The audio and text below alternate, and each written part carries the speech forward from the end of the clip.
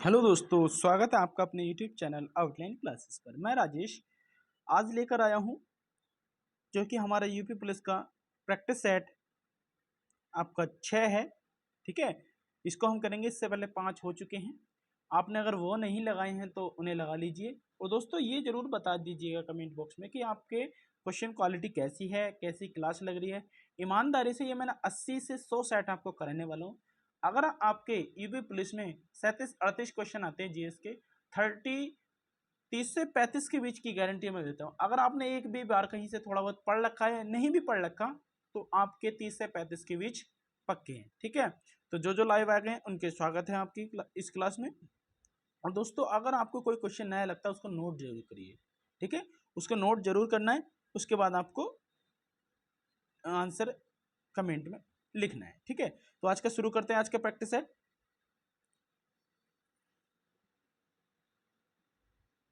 भारतीय संविधान का कौन सा अनुच्छेद अस्पृश्यता का उन्मूलन करता है और किसी भी रूप में उसके आचरण के निषेध करता है। ठीक है दोस्तों, तो बताना है कि कौन सा भारतीय संविधान का आर्टिकल ऐसा है जो अस्पृश्यता का अंत करता है। तो अनुच्छेद आपका 16 है, या फिर 17 है, अनुच्छेद 18 है, या फिर अनुच्छेद 15 है। चारों में से आपको बताना है कौन सा है। ठीक है, तो इसका बताइए जल्दी। बहुत बढ़िया, बहुत बढ़िया। तो सबसे पहले इसका आंसर क्या है आपका? बी ऑप्शन इसका सही आंसर है। ठीक है, भाग 17। मैं इन तीनों आर्टिकल के बारे में और बता देता हूं। आर्टिकल 16 में क्या दे रखा है? आंसर तो हो गया इसका बी, लेकिन आर्टिकल 16 में क्या दे रखा है? आर्टिकल 16 में है लोक नियोजन में अवसर की समानता। आपने देखा होगा जो अवसर होते हैं उसमें अवसर की जो समानता है वो इसमें दिया गया है। किसमें? आर्टिकल 16 में। ठीक है, अगर हम बात करें आर्टिकल 18 में क्या दिया गया है? आर्टिकल 18 में आपको पता ही है कि उपाधियों का जो अंत है वो दिया गया है। किसमें?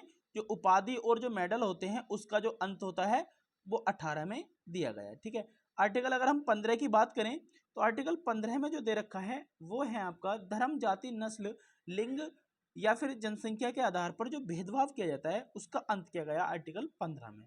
तो आपको चारों क्लियर होंगे। एक क्वेश्चन के साथ 4 क्वेश्चन आपके फ्री होने वाले। ठीक है, नेक्स्ट क्वेश्चन देखेंगे आपका। निम्न में से कौन सा नागरिकता के अर्जन हेतु शर्तों को नियत करने के लिए सक्षम है? आपको बताना है कि कौन नागरिकता के अर्जन हेतु शर्तों को नियत करने के लिए सक्षम है। कौन शर्तों को निर्धारण करता है? बताइए आंसर। 5 सेकंड आपके पास है। बहुत बढ़िया, बहुत बढ़िया।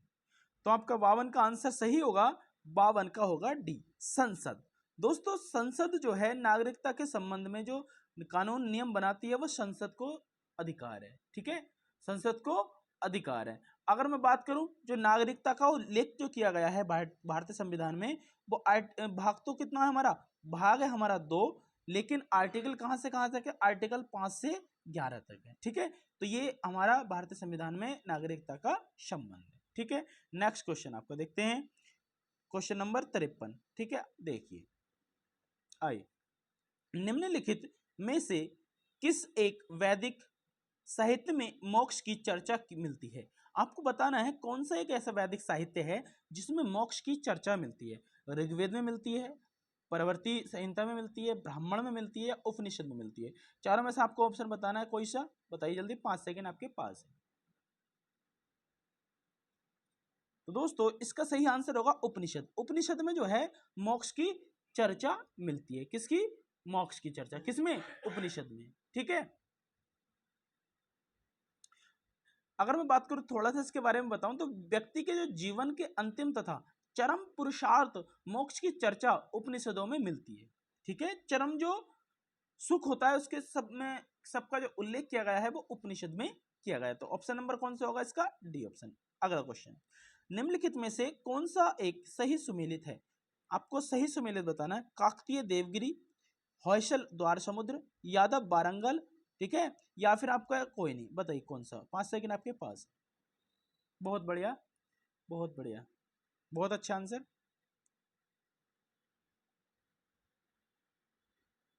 आंसर होगा इसका हौसल द्वार समुद्र, है ना? क्या होगा इसका? हौसल द्वार समुद्र।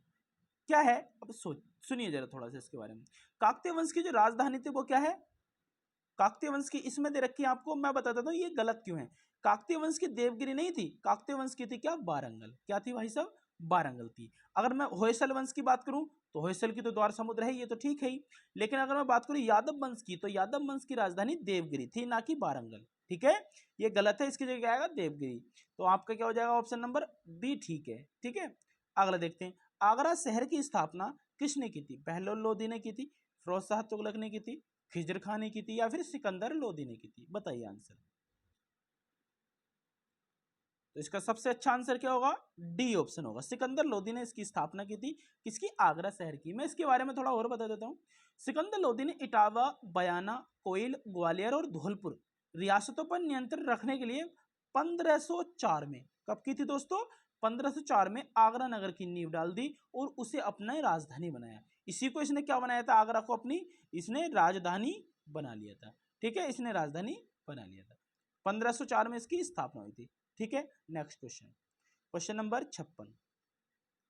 हमारा 56 क्वेश्चन है, भक्ति आंदोलन का प्रारंभ किया गया था, आपको बताना है भक्ति आंदोलन का जो प्रारंभ किया गया था वो किसके द्वारा किया गया था, आलावार भक्त संतों के द्वारा, सूफी संतों के द्वारा, सूरदास के द्वारा, तुलसीदास के द्वारा, बताइए। 5 सेकंड आपके पास है दोस्तों।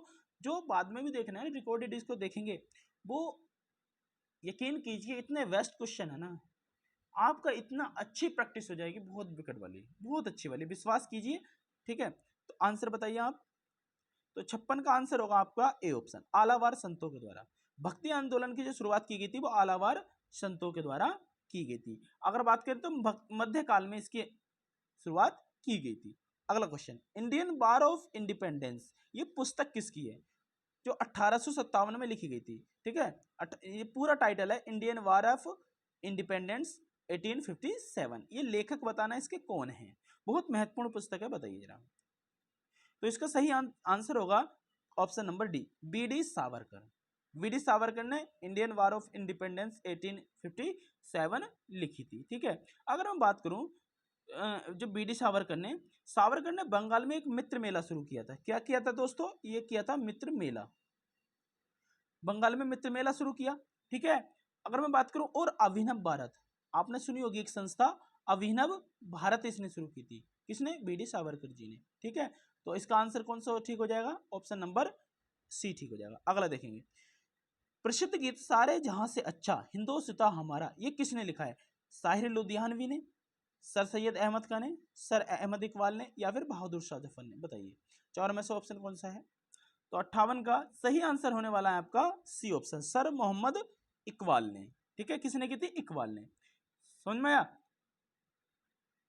आगे देखेंगे नेक्स्ट क्वेश्चन 59, क्वेश्चन नंबर 59। 1895 में इंडियन नेशनल कांग्रेस की अध्यक्ष कौन थे, आपको बताना 1885 में, सॉरी हाँ 95, 1885 में इंडियन नेशनल कांग्रेस के अध्यक्ष कौन थे, बताइए। जॉर्ज यूले थे, दादा भाई नौरोजी थे, डब्ल्यू सी बनर्जी थे, या फिर डब्ल्यू वेडर वन थे, बताइए चारों में से कौन सा है। तो सही आंसर इसका आपका होने वाला है सी ऑप्शन। ठीक है, तो डब्ल्यू सी बनर्जी 1885 में इसके अध्यक्ष थे, क्योंकि इन्होंने ही इसकी स्थापना की थी। ठीक है, अगर हम बात करें आगे, क्वेश्चन नंबर 60, निम्नलिखित में से जो ये बताना है कि जो सुमेलित नहीं है, याद रखना सुमेलित नहीं वाला पूछ रहा है, इसका आंसर सी हो गया। बिहू असम का है, ओणम आंध्र प्रदेश का है, पोंगल तमिलनाडु का है, बैसाखी पंजाब का है, सुमेलित बताइए कौन सा नहीं है इसमें।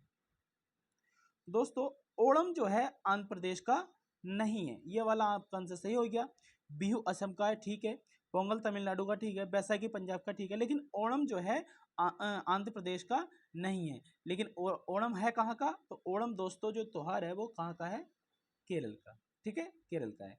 अगला क्वेश्चन देखेंगे, उत्तराखंड की सबसे बड़ी अनुसूचित जाति कौन सी है, सॉरी जनजाति पूछ रहे हैं। उत्तराखंड की सबसे बड़ी अनुसूचित जनजाति कौन सी है, आपको ये बताना है।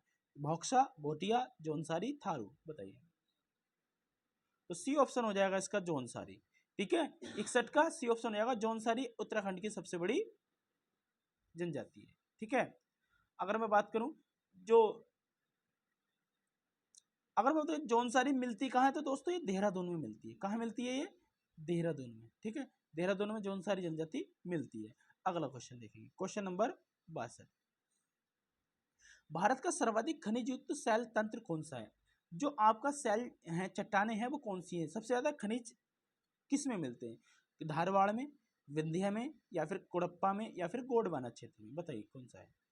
इसका आंसर क्या हो जाएगा? 62 का बी ऑप्शन ठीक हो जाएगा। विंध्य क्षेत्र में या विंध्य तंत्र में सर्वाधिक जो हमारे खनिज हैं वो मिलते हैं। ठीक है, अगला क्वेश्चन, अनीता गेट्स वेल पुस्तक के लेखक कौन है? अनीता गेट्स वेल पुस्तक के लेखक कौन है? कमल उपाध्याय, या फिर आपके रणविजय सिंह, अरुण शौरी, मनमोहन सिंह, कौन से हैं? बताइए।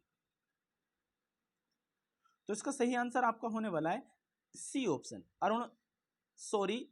अनीता गेट्स वेल पुस्तक के लेखक है कौन? अरुण शौरी। ठीक है, लिखेंगे। अगला है 64 क्वेश्चन, निम्नलिखित में से कौन सा सुमेलित नहीं है? अंगामी नागालैंड, बीरहोर झारखंड, खासी मेघालय, या फिर आपका टोंडा तमिलनाडु? बताइए। तो इसका सही आंसर कौन सा होने वाला है? बी ऑप्शन, मतलब बीरहोर झारखंड का नहीं है, अंगामी अंगारा नागालैंड का है, खासी मेघालय में पाई जाती है पहाड़ी, टोंडा जनजाति तमिलनाडु में पाई जाती है। ठीक है, लेकिन आपका जो है बीरहोर जो है आपका छत्तीसगढ़ में पाई जाती है, ना कि झारखंड में। कहाँ पाई जाती है? छत्तीसगढ़ में पाई जाती है। अगला क्वेश्चन देखेंगे,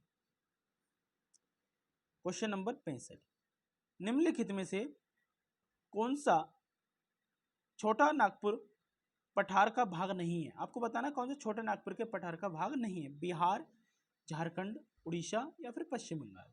बताइए। 65 का सही आंसर होगा सी ऑप्शन, उड़ीसा छोटा नागपुर का पठार नहीं है, बाकी ये सब छोटे नागपुर के पठार के हैं। हाइट पर्वत कहाँ है? आपको बताना हाइट जो पर्वत है वो कहाँ है? कनाडा में, नॉर्वे में, रूस में, यूएसए में? बताइए। तो हाइट पर्वत आपका है यूएसए में। कहाँ पे है दोस्तों? यूएसए में। ठीक है, अगला क्वेश्चन, निम्नलिखित में से कौन सा सुमेलित नहीं है? आइसोबार वायुदाब, हाइसोआइट वर्षा, आइसोलाइन बर्फ वर्षा, आइसोबात गहराई? बताइए कौन सा है? कौन सा सही नहीं है? तो दोस्तों इसका सी ऑप्शन, आइसो हेलाइन बर्फ वर्षा, ये सुमेलित नहीं है। आइसोबार वायुदाब ठीक है, आइसोहाइट वर्षा ठीक है, आइसोबात गहराई ठीक है, लेकिन सी ऑप्शन आपका ठीक नहीं है। अगर मैं बात करूं, आइसोहेलाइन समुद्री जल में खारे पानी की मात्रा को प्रदर्शित करने वाली रेखा है। जो आइसोलाइन होती है ना कि बर्फ वर्षा को नहीं प्रदर्शित करती है, ये समुद्र जल में जो खारा पानी होता है उसकी एक सीमा को बताने वाली रेखा है, आइसोहेलाइन। ठीक है, नेक्स्ट क्वेश्चन देखेंगे, कोयले के निम्नलिखित प्रकारों में से किस एक में शेष प्रकारों की अपेक्षा अधिक प्रतिशत कार्बन अंश होता है? ये बताना है, किसमें कार्बन अंश अधिक होता है? 68। तो दोस्तों एंथ्रासाइट में सर्वाधिक कार्बन होता है, और सबसे अच्छा जो माना जाता है वो एंथ्रासाइट ही माना जाता है, जिसमें आप देखिए 90% आपको ये कार्बन मिलेगा। ठीक है, 69 क्वेश्चन, निम्नलिखित में से कौन सा ग्रह सबसे कम समय में सूर्य का चक्कर लगाता है? प्लेटो, बुध, पृथ्वी, या फिर शनि? तो इसका आंसर हो जाएगा बी ऑप्शन, बुध जो है सबसे कम समय में चक्कर लगाता है। नेक्स्ट क्वेश्चन, निम्नलिखित में से कौन सुमेलित नहीं है? मार्गरेट थेचर ब्रिटेन के हैं, फ्लोरेंस नाइटिंगेल जर्मनी की हैं, मैरी क्यूरी फ्रांस की हैं, रोजा पार्क्स अमेरिका के हैं, कहाँ के हैं? बताइए। तो दोस्तों इसका आंसर हो जाएगा B option, Florence Nightingale Germany की नहीं है। ये कहाँ की है? ये एक ब्रिटिश नर्स करता है। कहाँ की है? ब्रिटेन की है, मतलब यूके, यूनाइटेड किंगडम। ठीक है, अगला देखेंगे नेक्स्ट क्वेश्चन, थर्मोस्टेट का प्रयोजन क्या है? आपको बताना थर्मोस्टेट का कार्य क्या होता है। कितना बढ़िया क्वेश्चन, बहुत बढ़िया। थर्मोस्टेट क्या होता है बताइए? तापमान को मापना, तापमान को बढ़ाना, तापमान को स्थिर रखना, ताप को विद्युत में बदलना। बताइए क्या होता है? तो 71 का हो जाता है सी ऑप्शन, तापमान को स्थिर रखना क्या कहलाता है? थर्मोस्टेट कहलाता है। ठीक है, अगला क्वेश्चन देखेंगे, मोटर कार में शीतलन हेतु जो रेडिएटर होता है किस सिद्धांत पर कार्य करता है? केवल चालन पर, केवल संवहन पर, केवल विकिरण पर, चालन एवं विकिरण दोनों पर? बताइए। तो 72 का ऑप्शन हो जाएगा ऑप्शन नंबर बी, केवल संवहन पर आपका ये जो रेडिएटर है वो काम करता है। अगला क्वेश्चन देखेंगे, क्वेश्चन नंबर 73, निम्नलिखित में से कौन सा सामान्य ताप पर ठोस अवस्था में रहता है? नॉर्मल जो टेम्परेचर पर जो ठोस अवस्था में रहता है आपको वो बताना है। तो इसका आंसर हो जाएगा आपका सी ऑप्शन, आयोडीन। आयोडीन जो था नॉर्मल टेम्परेचर पर ठोस अवस्था में रहता है। एटम में न्यूट्रॉन की खोज आपको बताना है किसने की थी, किसकी, न्यूट्रॉन की खोज, जे थॉमसन, चैडविक, रदरफोर्ड या न्यूटन ने, बताइए।